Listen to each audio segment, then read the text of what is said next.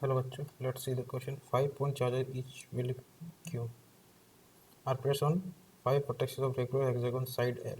ठीक है, the magnitude of force on the point charge of value minus Q placed at the center of hexagon. देखो करते हैं, तो ये अपना क्या है, रेगुलर हेक्सागोन है. ठीक है, इसके सेंटर पे क्या रखा हुआ, माइनस क्यू रखा हुआ, और यहाँ क्या रखे हैं, plus Q plus Q plus Q plus Q और प्लस क्यू. ठीक है, और इसकी साइड कितनी है, एल. तो इस पे अपने को पूछा है मैग्नीट्यूड, पूछा है फोर्स का, टोटल फोर्स का. ठीक है, देखते हैं. अब ये देखो, ये ये ये और ये. तो पहली बात तो फोर्स की मैग्नीट्यूड अपनी क्या चाहिए, डिस्टेंस चाहिए, क्योंकि इन्हीं बीच के इन ये डिस्टेंस ये डिस्टेंस ये डिस्टेंस और ये डिस्टेंस, कि ये काम आएगी अपने फोर्स के फॉर्मूले में. तो देखो कितनी आएगी ये. तो देखो पहली बात, ये एंगल कितना होगा, कितने में डिवाइड हो रहा है, देखो ये 1 2 3 4 5 6, तो 360/6 इक्वल्स क्या आएगा, 60. मीन्स ये एंगल कितना है अपने पास, 60 एंगल है. ठीक है, तो मीन्स देखो, या सीधा बनाता हूँ मैं इसको, ये ऐसे सीधा बना रहा हूँ मैं. ठीक है, इसको तो अपने को निकालना ये है. ठीक है, इसको मैं आर ले लेता हूँ, चलो, और नीचे क्या है, एल. ये एंगल कितना है, 60. ठीक है, तो देखो कंपोनेंट लेके कर लेते हैं अपने. तो ये 60 है, तो देखो ये कितना होगा, 30. ठीक है, तो इस आर का कंपोनेंट लो, ये आर का कंपोनेंट है 30, ये 90, तो ये कितना हो जाएगा, 60 होगा अभी. तो इसका आर का कंपोनेंट लोगे तो क्या आएगा, ये क्या है, एल. तो ये कितनी होगी, L/2. यहाँ से यहाँ तक कितनी हो गई, L/2. तो L/2 इज क्या आएगा, आर इंटू कोस 60. ठीक है, आर की वैल्यू कोस 60 कितना होता है,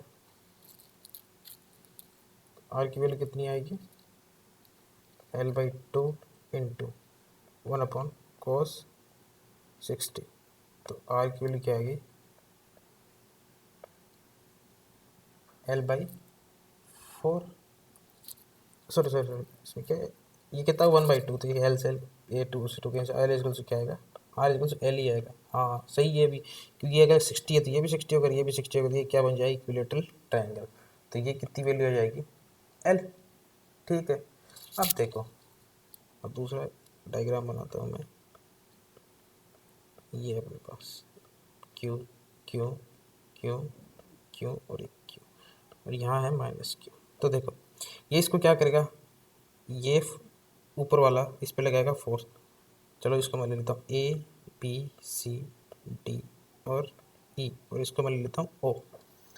तो देखो ए वाला जो चार्ज है वो किस पे लगा है, माइनस वाला फोर्स है, वो अट्रैक्ट करेगा, तो इसकी डायरेक्शन ये होगी. ठीक है, और ये क्या करेगा, ये भी इसको अट्रैक्ट करेगा, और इसकी डायरेक्शन क्या होगी, ये होगी. और उसका मैग्नीट्यूड कितना होगा, F equals to K into Q into Q. Magnitude तो सेम है अपॉन आर, या आर की जगह क्या है, एल. ठीक, मैग्नीट्यूड दोनों का सेम है, डायरेक्शन क्या है, ऑपोजिट है.